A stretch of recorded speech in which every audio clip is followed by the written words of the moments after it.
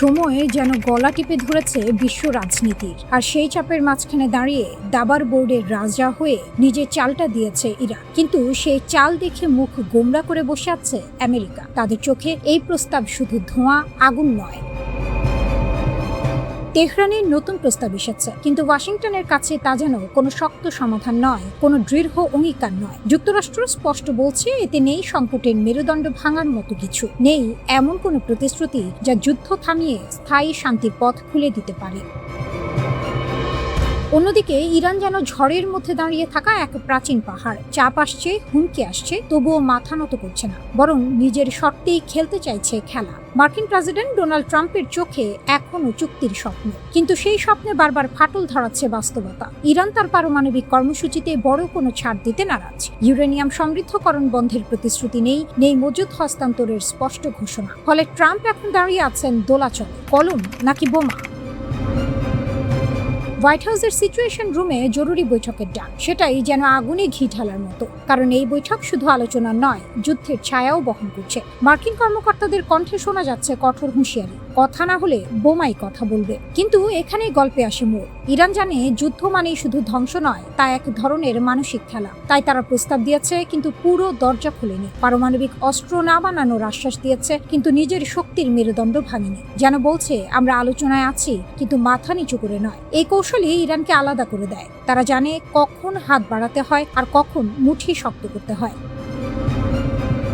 এদিকে মাঠের বাইরে আরেক খেলা চলছে। ইসরায়েলে একের পর এক মার্কিন কার্গো বিমান নামছে। জার্মান ঘাঁটি থেকে উড়ে আসে এসব বিমানে রয়েছে যুদ্ধের সরঞ্জাম। বাইরে থেকে দেখলে মনে হয় নীরব প্রস্তুতি, কিন্তু ভেতরে ভেতরে যেন ঝড় জমছে। ইসরায়েলি গণমাধ্যম বলছে এটা শুধু সরঞ্জাম পরিবহন নয়, বরং সম্ভাব্য যুদ্ধের প্রাক্কাল। যদিও যুক্তরাষ্ট্র বা ইসরায়েল কেউই সরাসরি কিছু বলছে না, তবুও চোর পালালে বুদ্ধি বাড়ে পরিস্থিতি দেখে অনেকেই আঁচ করছে বড় কিছু ঘটতে পারে। তবে এই দাবার খেলায় ইরান যেন এক ধাপে গিয়ে, কারণ তারা শুধু প্রতিরক্ষা নয়, মনস্তাত্ত্বিক যুদ্ধেও পারদর্শী হয়ে উঠেছে। তারা জানে আমেরিকার সময় কম, রাজনৈতিক চাপ, আন্তর্জাতিক সমীকরণ সব মিলিয়ে ট্রাম্পই হয়তো বেশি চাপে। তেহরান তাই বারবার ইঙ্গিত দিচ্ছে সময় তাদের পক্ষে। তারা তাড়াহুড়ো করছে না, বরং ধীরে হিসেব কষে এগোচ্ছে, যেন এক অভিজ্ঞ খেলোয়াড় যে জানে কখন আঘাত করতে হয়।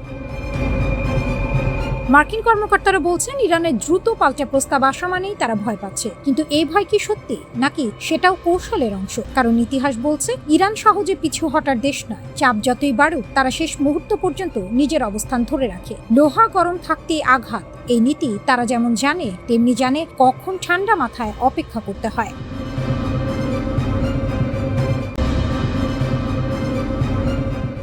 4 সপ্তাহের বেশি সময় ধরে ইরান সৌদি আরবের তেল স্থাপনায় ক্ষেপণাস্ত্র ও ড্রোন বসাল। কমপক্ষে 4টি শক্তি অবকাঠামো ধুলোয় মিশলেও কোটি কোটি ডলারের ক্ষতি হলো। আর রিয়াদ কি করলো? ইরানের রাষ্ট্রদূতকে একবার ডাকলো, উদ্বেগ প্রকাশ করলো, সংযম দেখাতে বলল সবাইকে, মানে আক্রমণকারী ও আক্রান্ত দুই পক্ষকে। যেন ঘরে আগুন লাগলে দমকলকে বলা হচ্ছে একটু আস্তে পানি ঢালো। এটা দুর্বলতা নয়, এটা রাজনৈতিক কাপুরুষতা। আর এই কাপুরুষতার মধ্যেই লুকিয়ে আছে ইরানের সবচেয়ে বড় কূটনৈতিক জয়। 8 এপ্রিলের যুদ্ধবিরতির পরদিন সকালে ইরানের পররাষ্ট্রমন্ত্রী আরাকচি 5টি উপসাগরীয় দেশে ফোন করলেন। কুয়েত, সৌদি আরব, বাহরাইন, কাতার ও আরব আমিরাত। এই 5 দেশের প্রত্যেককে ইরান সপ্তাহের পর সপ্তাহ আঘাত করেছে। কেউ ফোন ধরল না, শুধু সৌদি আরব ছাড়া। যে দেশ সবচেয়ে বেশি মার খেয়েছে সেই আক্রমণকারীর ফোন তুলল। এর চেয়ে বড় নতজানু হওয়ার দৃশ্য আর কি হতে পারে? আরব আমিরাত কিন্তু ভিন্ন পথ নিল, কূটনৈতিক সম্পর্ক ছিন্ন করলো। ইসরায়েলের আয়রন ডোম নিল, পাল্টা হামলা করলো, গোপনে হলো। আর সৌদি আরব বড় ভাই সেজে বসে রইল মাঝখানে, নিরপেক্ষ সালিশির ভূমিকায়, যেন সে আক্রান্ত নয়, বিচার। সৌদি প্রিন্স তুর্কি আল ফয়সাল এর পক্ষে যুক্তি সাজালেন। ইরানের সঙ্গে যুদ্ধে না গিয়ে মোহাম্মদ বিন সালমান আসলে ইসরায়েলের ফাঁদ এড়িয়েছে। তার দাবি, যুদ্ধে জড়ালে ইসরায়েল একমাত্র শক্তি হিসেবে দাঁড়িয়ে যেত। ইরানের ক্ষমতার প্রতি এই নমনীয়তার পাশাপাশি ইসরায়েলের প্রতি সৌদি আরবের মনোভাব ক্রমে কঠোর হচ্ছে। সোমালিল্যান্ডে ইসরায়েল একজন অনাবাসিক রাষ্ট্রদূত নিযুক্ত করল। কূটনীতির ভাষায় এটা তুচ্ছ ঘটনা। রিয়াদ 13টি আরব ও ইসলামী দেশকে নিয়ে যৌথ নিন্দা জানালো। 2015 থেকে শুরু করে বছরের পর বছর সৌদি ইসরায়েল সম্পর্ক স্বাভাবিক হওয়ার পথে এগুচ্ছিল। 7 অক্টোবরের পরেও সৌদি কর্তারা বলছিলেন গাজা যুদ্ধ থামলেই স্বাভাবিকীকরণ হবে, কিন্তু 2025 সালের গ্রীষ্মে বদলে গেল দৃশ্যপট। সরকার নিয়ন্ত্রিত মিডিয়া সুর বদলালো। এখন দাবি হলো স্বাধীন ফিলিস্তিন রাষ্ট্র না হলে কোনো কথাই নেই। যে দাবি রাজনৈতিকভাবে অসম্ভব সেটাকে শর্ত বানানো মানে আলোচনার দরজাই বন্ধ করে দেয়া। 2026 সালের প্রথম প্রান্তিকে সৌদি বাজেট ঘাটতি রেকর্ড $34 বিলিয়ন। ভিশন 2030 অনেকটাই কাগজে স্বপ্ন হয়ে পড়েছে। তেল নির্ভর অর্থনীতি থেকে বের হওয়ার পথ মিলছে না, কিন্তু ইরান এই পুরো সমীকরণে লাভবান। শত্রু যদি নিজেই বিভ্রান্ত হয়, নিজেই দ্বিধায় পড়ে, নিজেই সুযোগ ছেড়ে দেয়, তাহলে যুদ্ধ না করেও জেতা যায়। সৌদি আরবের এই দোদুল্যমান নীতি তেহরানের জন্য সোনায় সোহাগা। একদিকে হামলা করো, অন্যদিকে ফোন করো, রিয়াদ দুটোতেই সাড়া দেয়। সৌদি আরবের নেতৃত্ব এখন এমন বন্ধুর মুখোমুখি হতে ভয় পাচ্ছে ইরানের, ভয় পাচ্ছে নিজের দুর্বলতার আয়নার। আর সেই ভয়ের সুযোগ নিয়ে ইরান তার আঞ্চলিক দাপট পাকা করছে, একটি ক্ষেপণাস্ত্র না ছুড়ে, শুধু ফোনের ওপারে থেকে।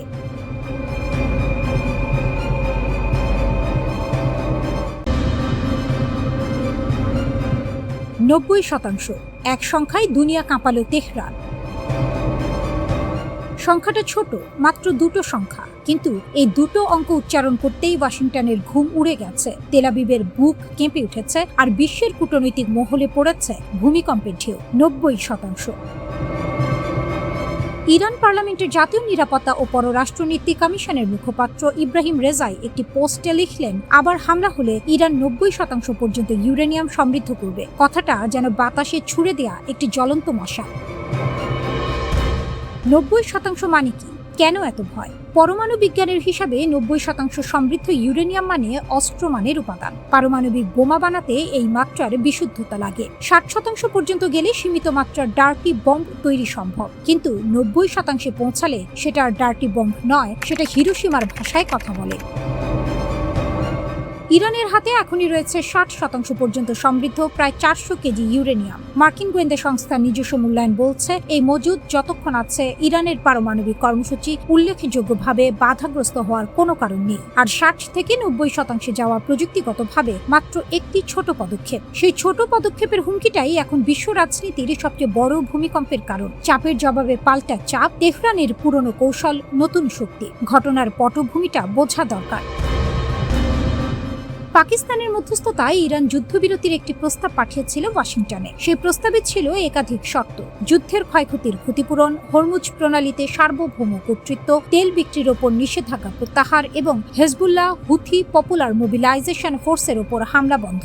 শর্তগুলো কঠিন, কিন্তু ইরানের অবস্থান স্পষ্ট, এগুলো দাবি নয়, ন্যূনতম প্রাপ্য। ট্রাম্প সেই প্রস্তাব ছুঁড়ে ফেললেন, ঘোষণা দিলেন যুদ্ধবিরতি এখন লাইফ সাপোর্টে। নেতানিয়াহু কানে কানে জানিয়ে দিলেন ইরানের শর্ত মানা যাবে না।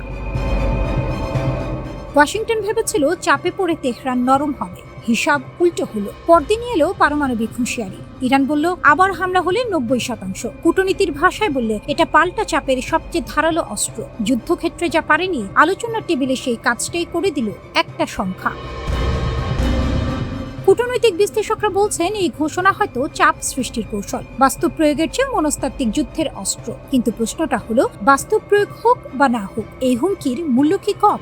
যে দেশের হাতে আছে 60% সমৃদ্ধ 400 কেজি ইউরেনিয়াম, যার পারমাণবিক স্থাপনাগুলো বোমায় পুরোপুরি ধ্বংস হয়নি, যে দেশের বিজ্ঞানীরা এই প্রযুক্তির দরজার ঠিক সামনে দাঁড়িয়ে আছেন, সেই দেশ যখন 90%-এর কথা বলে, তখন সেটাকে নিছক ভাষণ ভাবলে বোকামি হবে।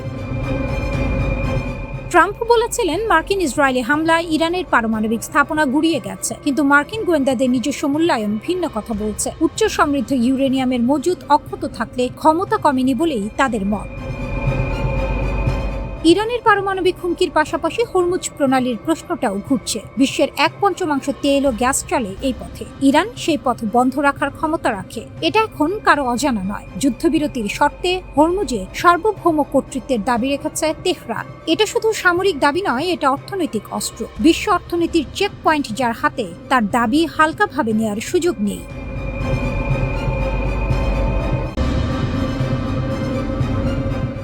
গোয়েন্দার চোখে গোয়েন্দাগিরির ফাঁদ পাতা হয়, এই সত্য আমেরিকা হাড়ে হাড়ে টের পেয়েছে মনিকা উইটের কাণ্ডে। যুক্তরাষ্ট্রের বিমান বাহিনীর অফিস অফ স্পেশাল ইনভেস্টিগেশনের কাউন্টার ইন্টেলিজেন্স অফিসার, অর্থাৎ যার কাজই ছিল শত্রুর চর ধরা, সেই মনিকা উইট নিজেই হয়ে গেলেন ইরানের সবচেয়ে মূল্যবান সম্পদ। 2013 সালে তেহরানে পালিয়ে যাওয়ার এক দশকেরও বেশি সময় পরে FBI এখন $2 লাখ পুরস্কার ঘোষণা করে তাকে খুঁজছে। কিন্তু এই খোঁজাখুঁজির পেছনে লুকিয়ে আছে এক অসাধারণ কাহিনী, কিভাবে ইরান নিজের শত্রুর ঘর থেকেই তুলে আনলো সবচেয়ে ধারালো অস্ত্র।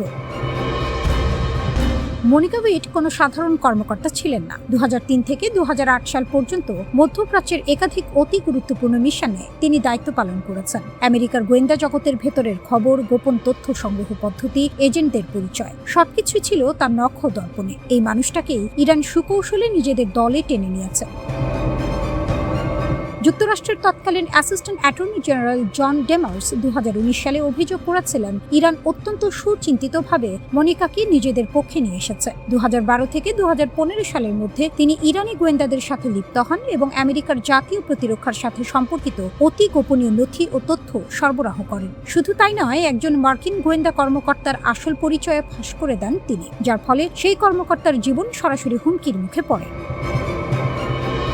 মনিকাকে ইরান যেভাবে কাজে লাগিয়েছে সেটাই তেহরানের কৌশলী মাথার সবচেয়ে বড় প্রমাণ। তেহরানে পালিয়ে যাওয়ার পর ইরানি কর্মকর্তারা তাকে বসিয়ে রাখেনি, ঘরবাড়ি দিয়েছে, কম্পিউটার সরঞ্জাম দিয়েছে, সব ধরনের সুযোগ সুবিধা নিশ্চিত করেছে, শুধু একটাই শর্তে, কাজ চালিয়ে যাও।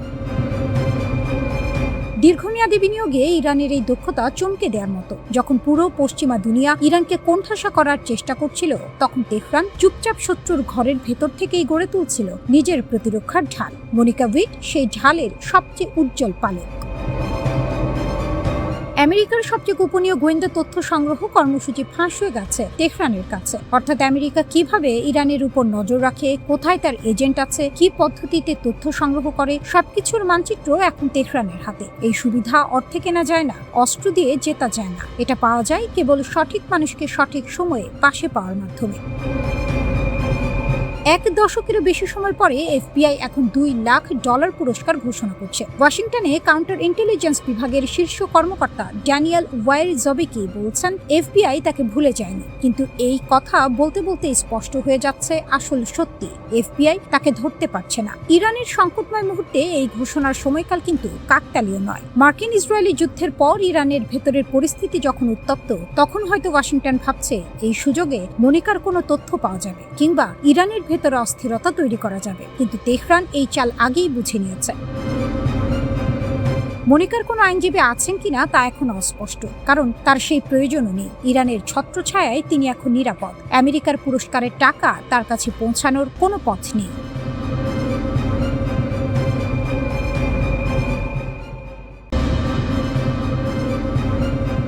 উপসাগরের বুকে যখন আগুন জ্বলছে, তখন কে মিত্র আর কে শত্রু সেই হিসাব মেলানো ভার। ইরানের প্রায় 3000 ড্রোন ও ক্ষেপণাস্ত্র দুবাই আর আবুধাবির আকাশ ছিঁড়ে পড়েছে। বন্দর, বিমানবন্দর, হোটেল, টাওয়ার কিছুই রেহাই পায়নি। সংযুক্ত আরব আমিরাত রাতারাতি রণক্ষেত্রে পরিণত হয়েছে, কিন্তু সেই ঘর পোড়া মানুষ শুধু ছাই গুনেনি, পাল্টে আঘাত করেছে, চুপিসারে, আড়ালে, কাউকে না জানিয়ে। এই হলো মধ্যপ্রাচ্যের আসল চেহারা।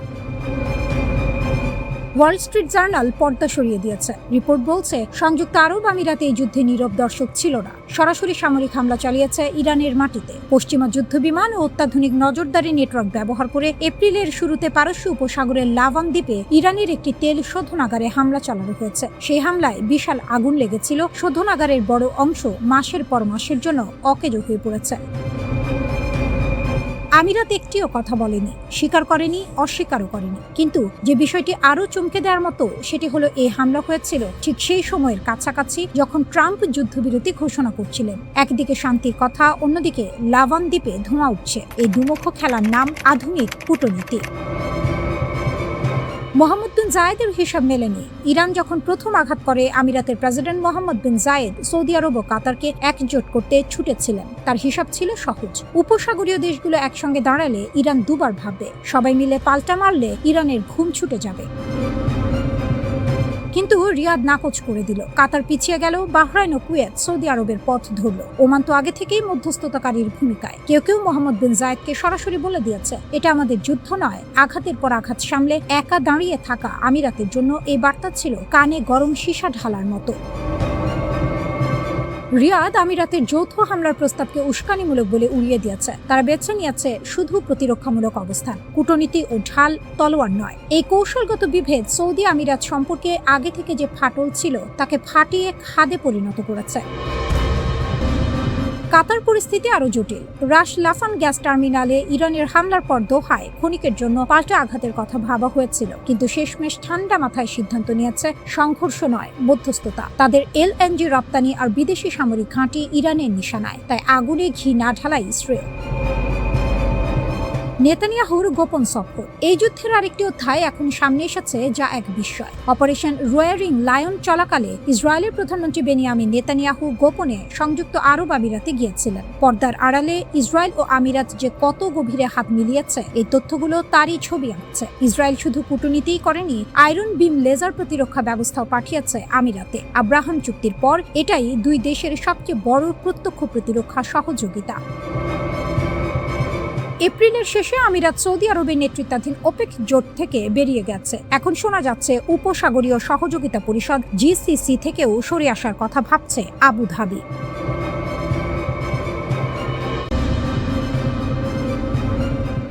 বাঘকে আহত করলে কি তাকে পঙ্গু করা যায়? যুক্তরাষ্ট্র ও ইসরায়েল সেই ভুলটাই করল। বোমার পর বোমা, হামলার পর হামলা। তবু লৌহ মানব ইরান মাটিতে লুটিয়ে পড়েনি, বরং ধুলো ঝেড়ে উঠে দাঁড়িয়েছে আরো শক্তপোক্ত হয়ে। মার্কিন গোয়েন্দা সংস্থার নিজের গোপন প্রতিবেদনই এখন সাক্ষ্য দিচ্ছে সেই অবিশ্বাস্য পুনরুত্থানের।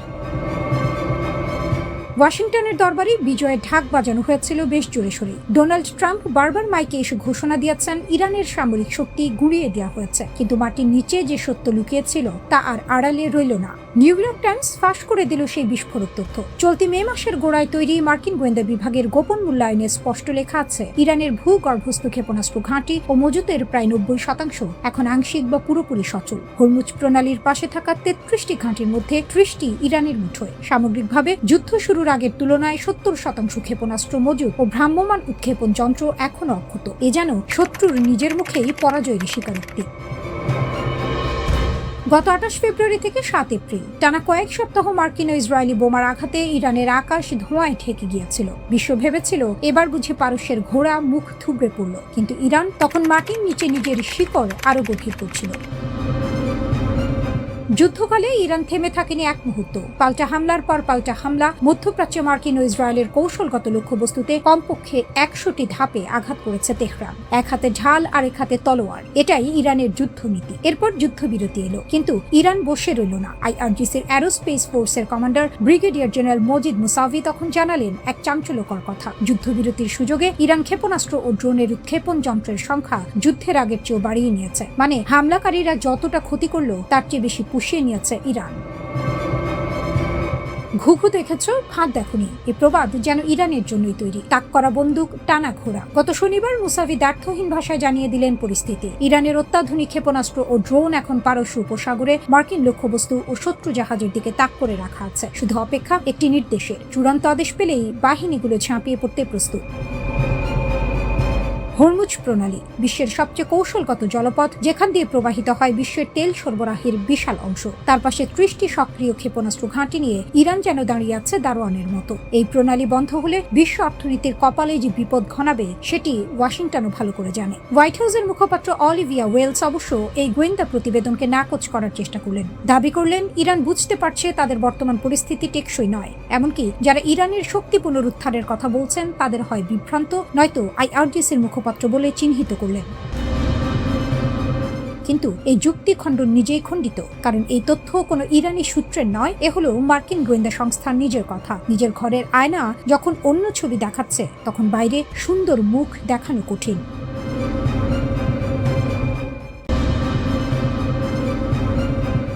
বিশ্বাসঘাতকের মুখোশ খুলে দিল ইরান। আমিরাতকে শত্রুর ঘাঁটি ঘোষণা। পিঠে ছুরি মারা বন্ধুর চেয়ে সামনে দাঁড়ানো শত্রু অনেক ভালো। এই সত্য ইরান আজ হাড়ে হাড়ে টের পেয়েছে। সোনার চামচ মুখে দিয়ে জন্ম নেয়া সংযুক্ত আরব আমিরাত, যে একসময় পারস্য উপসাগরের বুকে ইরানের পাশের প্রতিবেশী ছিল, সে আজ পরিণত হয়েছে মার্কিন ইসরায়েলি অক্ষের সবচেয়ে বিশ্বস্ত ঘাঁটিতে। তেহরান সেই মুখোশ ছিঁড়ে ফেলেছে, এবং যে ভাষায় ফেলেছে তা কোনো কূটনৈতিক মোড়কে মোড়ানো নয়, সরাসরি শানিত, অকাট্য।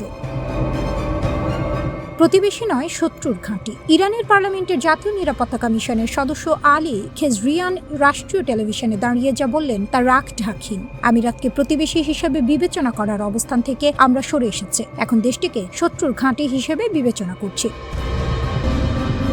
একথা কোনো আবেগের বশে বলা নয়, এর পেছনে রয়েছে একটার পর একটা বিশ্বাসঘাতকতার দীর্ঘ ফিরিস্তি। আমিরাতের মাটিতে হাজার হাজার মার্কিন সেনা, আল ধাফরা বিমান ঘাঁটিতে অত্যাধুনিক রাডার, এবং সবচেয়ে বড় কথা, আরব বিশ্বের ইতিহাসে প্রথমবারের মতো ইসরায়েলের আয়রন ডোম মোতায়েন করা হয়েছে আমিরাতের ভূমিতে। এমনকি সেই আয়রন ডোম চালাতে ইসরায়েলি সেনারাও গেছেন সেখানে। আব্রাহাম চুক্তি, বিশ্বাসঘাতকতার সনদ। 2020 সালে ট্রাম্পের মধ্যস্থতায় আমিরাত যখন আব্রাহাম চুক্তি স্বাক্ষর করে ইসরায়েলের সাথে সম্পর্ক স্বাভাবিক করল, তখন থেকে ইরানের সাথে দূরত্ব তৈরি হয়েছিল। কিন্তু সেটা ছিল ঠান্ডা যুদ্ধের মতো, নিচে আগুন, উপরে শান্ত পানি। যুদ্ধ সেই পানির আবরণ সরিয়ে দিয়েছে। এখন যা দেখা যাচ্ছে তা হলো আব্রাহাম চুক্তির পর থেকে ইসরায়েল ও আমিরাত বিদ্যুৎ গতিতে সামরিক ও গোয়েন্দা সহযোগিতা বাড়িয়েছে। ইসরায়েলের অস্ত্র নির্মাতা প্রতিষ্ঠান এলবিট সিস্টেমস পর্যন্ত আমিরাতে শাখা খুলে বসেছে। মার্কিন রাষ্ট্রদূত মাইক হাকাবি তো সরাসরি বলেই দিয়েছেন, আমিরাত ইসরায়েলের অসাধারণ সম্পর্কের ভিত্তিতেই সেখানে উন্নত ক্ষেপণাস্ত্র ব্যবস্থা মোতায়েন করা হয়েছে। এই হলো সেই প্রতিবেশী যাকে ইরান একসময় বিশ্বাস করত। ইরানের রাষ্ট্রীয় গণমাধ্যম ও বিশ্লেষকরা বারবার ইঙ্গিত দিচ্ছেন, যুদ্ধকালে ইরানের দক্ষিণের দ্বীপগুলোতে তেল স্থাপনায় হামলায় আমিরাতের সংশ্লিষ্টতা থাকতে পারে। 8 এপ্রিল যুদ্ধবিরতির মুহূর্তে লাভান তেল শোধনাগার এবং সিরি এলাকায় বিস্ফোরণ হয়েছে। ইসরায়েল ও আমেরিকা দুজনেই বলেছে তারা জড়িত নয়। তাহলে কে? আইআরজিসি সংশ্লিষ্ট চ্যানেলে ছড়িয়ে পড়া ছবিতে দাবি করা হয়েছে, আমিরাতের মিরাজ 2000 থেকে 9 যুদ্ধ বিমান ইরানের দক্ষিণের আকাশে দেখা গেছে। সিরিয়ার প্রেসিডেন্টকে পাহারা দেয়া আমিরাতি যুদ্ধ বিমানের জাতীয় চিহ্ন ও নম্বর মুছে ফেলা দেখে ইরান ঘনিষ্ঠ বিশ্লেষকরা প্রশ্ন তুলছেন, ধরা পড়ার ভয় না থাকলে পরিচয় লুকাতে হয় কেন?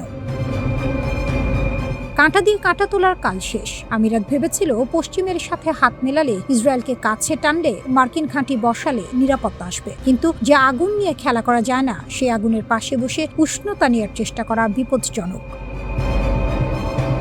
ইরান আজ স্পষ্ট বার্তা দিয়েছে, যুদ্ধ শুরু হলে আমিরাত হবে প্রথম এবং প্রধান নিশানা। মার্কিন ও ইসরায়েলের বিরুদ্ধে ইরানের পাল্টা হামলার তালিকায় আমিরাত সবচেয়ে উপরের দিকে। বাহরাইন, কুয়েত, কাতার, সৌদি আরব সবাই আছে, কিন্তু আমিরাত আছে সবার আগে।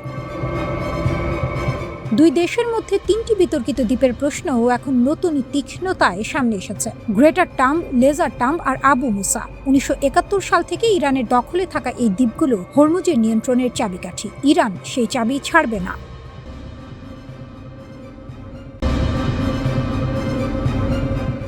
মধ্যপ্রাচ্যের রাজনীতি সবসময় ছিল আগুনের উপর বসে পাশা খেলার মতো, কিন্তু এবার যে চাল পড়েছে সেটা শুধু সাহসী নয়, অনেকের চোখে একেবারে বেপরোয়া। সংযুক্ত আরব আমিরাত, তেল চকচকে মরুর দেশ, ইরানের বেসামরিক অবকাঠামোয় সরাসরি হামলা চালিয়েছে বলে অভিযোগ উঠেছে। দুনিয়ার মানচিত্রে যে দেশটার অস্তিত্ব মাত্র 50 বছরের, সে এখন চোখ রাঙাচ্ছে হাজার বছরের পুরনো সভ্যতার দেশ ইরানকে। বাঘের গায়ে হাত দিয়া আর যাই হোক, বুদ্ধিমানের কাজ নয়।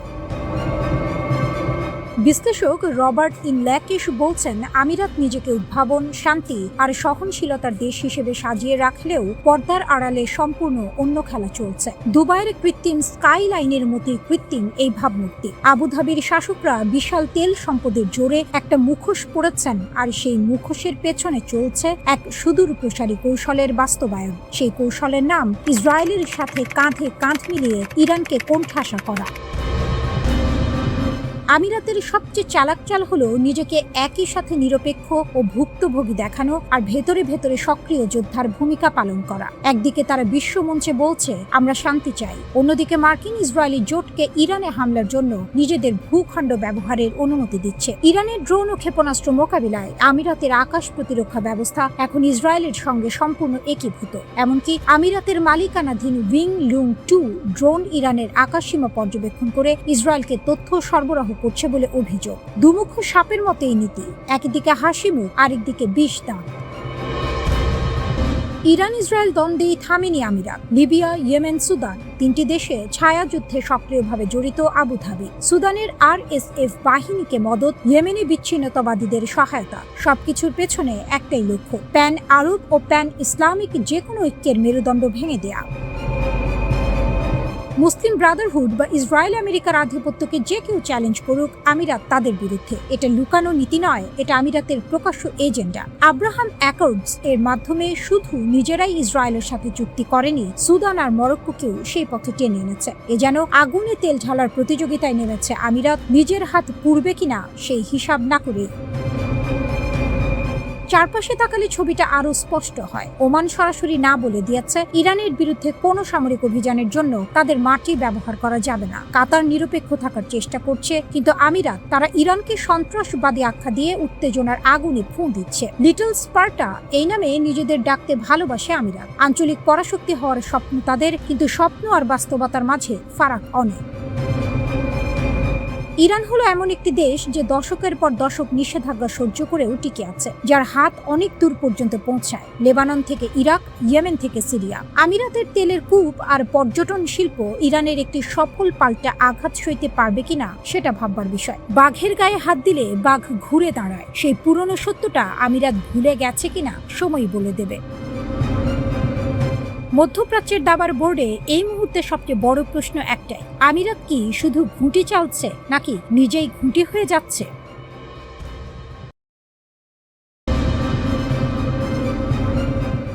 বিদ্যুৎ চমকানোর মতো উঠে এসেছে এক প্রশ্ন, ইরান কি এবার সত্যিই পারমাণবিক অস্ত্রের দোরগোড়ায় দাঁড়িয়ে? ঘটনার শুরুটা বেশ নাটকীয়। যুক্তরাষ্ট্রের প্রেসিডেন্ট ডোনাল্ড ট্রাম্প ইরানের দেয়া প্রস্তাবকে সরাসরি আবর্জনা বলে উড়িয়ে দিলেন। কূটনীতির টেবিলে যেখানে শব্দগুলো সাধারণত মেপে বলা হয়, সেখানে এই ভাষা যেন আগুনে ঘি ঢালার মতো কাজ করলো। আর ঠিক তখনই ইরানের ভেতর থেকে এলো এক বিস্ফোরক ইঙ্গিত, প্রয়োজনে তারা ইউরেনিয়াম সমৃদ্ধকরণ 90% পর্যন্ত নিয়ে যেতে পারে। এখানেই খেলার মোড় ঘুরে যায়, কারণ 90% সমৃদ্ধ ইউরেনিয়াম মানে তা অস্ত্র মানের, অর্থাৎ কথাটা সরাসরি না বললেও বার্তাটা পরিষ্কার, চাপ দিলে আমরা থামবো না, বরং আরো এগোবো। এটা যেন সেই পুরনো বাগধারা, পানিতে নামলে ভিজতেই হবে। ইরান জানিয়ে দিল যদি তাদের উপর আবার আঘাত আসে তাহলে তারা আর পিছু হটার পথ দেখবে না। ইরানের পার্লামেন্টের জাতীয় নিরাপত্তা কমিশনের মুখপাত্র স্পষ্ট করে বলেছেন, দেশের নিরাপত্তা পরিস্থিতির উপর নির্ভর করেই পরবর্তী পদক্ষেপ নেওয়া হবে। ইব্রাহিম রেজাই নামের এই কর্মকর্তা সামাজিক মাধ্যমে লিখেছেন, 90% সমৃদ্ধকরণ এখন একটি সম্ভাব্য বিকল্প এবং সংসদ সেটি পর্যালোচনা করবে। অর্থাৎ ইরান এমন এক জায়গায় দাঁড়িয়ে যেখানে দুই দিকেই আগুন, একদিকে কূটনৈতিক চাপ, অন্যদিকে সামরিক হুমকি। কিন্তু এই চাপে পড়ে তারা ভেঙে পড়ছে না, বরং আরো সংগঠিত হচ্ছে। এখানেই ইরান নায়ক, কারণ ইতিহাস বলে যে দেশ নিজের অবস্থান থেকে এক চুলো সরে না তাকে সহজে দমানো যায় না। ইরান ঠিক সেটাই করছে। তাদের পার্লামেন্ট স্পিকার মোহাম্মদ বাঘের গালিবাফ স্পষ্ট ভাষায় বলেছেন, ইরানের সশস্ত্র বাহিনী পুরোপুরি যুদ্ধের জন্য প্রস্তুত। যদি আবার সংঘাত শুরু হয় তাহলে জবাব দেওয়া হবে, দাঁত ভাঙা জবাব। এই বক্তব্য শুধু হুমকি নয়, এটা আত্মবিশ্বাসের প্রতিফলন। গালিবাফ আরো বলেন, শত্রুরা যদি ভুল হিসাব করে তাহলে যুদ্ধক্ষেত্রে তার ভয়াবহ মূল্য দিতে হবে। কথাটা শুনতে যতটা সাধারণ, ভেতরে তার বার্তা ততটাই গভীর। চোখ রাঙালে ভয় পাই না, আঘাত করলে জবাব দেব। এখানে একটা গুরুত্বপূর্ণ দিক আছে, ইরান তাদের ক্ষেপণাস্ত্র ও ড্রোন সক্ষমতার কথা সামনে এনেছে। এই সক্ষমতা রাতারাতি তৈরি হয়নি, বছরের পর বছর আত্মনির্ভরতার মাধ্যমে গড়ে উঠেছে এই শক্তি, যেন নিজের হাতে গড়া ঢাল, যা ভাঙা সহজ নয়। অন্যদিকে যুক্তরাষ্ট্রও বসে নেই। ট্রাম্প প্রশাসন স্পষ্ট করে বলেছে, ইরানকে কোনোভাবেই পারমাণবিক অস্ত্র পেতে দেওয়া হবে না। এই অবস্থান নতুন নয়, কিন্তু এবার তার সঙ্গে যোগ হয়েছে সরাসরি সামরিক হুমকি। যুক্তরাষ্ট্রের কর্মকর্তারা বলছেন, যুদ্ধবিরতি এখন লাইফ সাপোর্টে আছে, অর্থাৎ যে কোনো সময় সেটি ভেঙে পড়তে পারে। ট্রাম্প নিজেও জাতীয় নিরাপত্তা টিমের সঙ্গে বৈঠক করেছেন এবং নতুন করে সামরিক পদক্ষেপ নেওয়ার চিন্তা করছেন। সম্ভাব্য পদক্ষেপগুলোর মধ্যে রয়েছে ইরানের গুরুত্বপূর্ণ অবকাঠামোতে আবার হামলা, এমনকি হরমুজ প্রণালীতে নৌ অভিযান জোরদার করা। এটা সেই প্রণালী যাকে বলা হয় বিশ্বের জ্বালানি সরবরাহের লাইফলাইন। কিন্তু এখানেই আবার ইরানের শক্তি ফুটে ওঠে, কারণ ইরান ইতিমধ্যেই হরমুজে নিজেদের নিয়ন্ত্রণ শক্ত করেছে। অর্থাৎ তারা শুধু প্রতিরক্ষায় নেই, আক্রমণ ঠেকানোর জন্য প্রস্তুত। যেন দাবার বোর্ডে এমন এক খেলোয়াড় যে শুধু নিজের ঘুঁটি বাঁচায় না, প্রতিপক্ষের চালও আগেই বুঝে নেয়।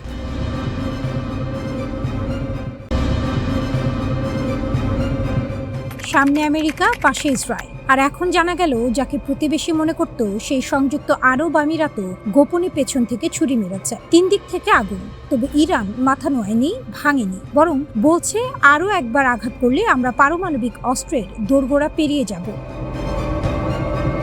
ওয়াল স্ট্রিট জার্নাল ফাঁস করেছে এক চাঞ্চল্যকর তথ্য। এপ্রিলের শুরুতে যখন ট্রাম্প যুদ্ধবিরতি ঘোষণা করছিলেন, ঠিক সেই সময় সংযুক্ত আরব আমিরাত পারস্য উপসাগরে ইরানের লাভান দ্বীপের তেল শোধনাগারে হামলা চালিয়েছে। বিশাল আগুন লেগেছে, কয়েক মাসের জন্য শোধনাগার বন্ধ হয়ে গেছে। আমিরাত স্বীকার করেনি, পেন্টাগন মন্তব্য করেনি, হোয়াইট হাউস চুপ।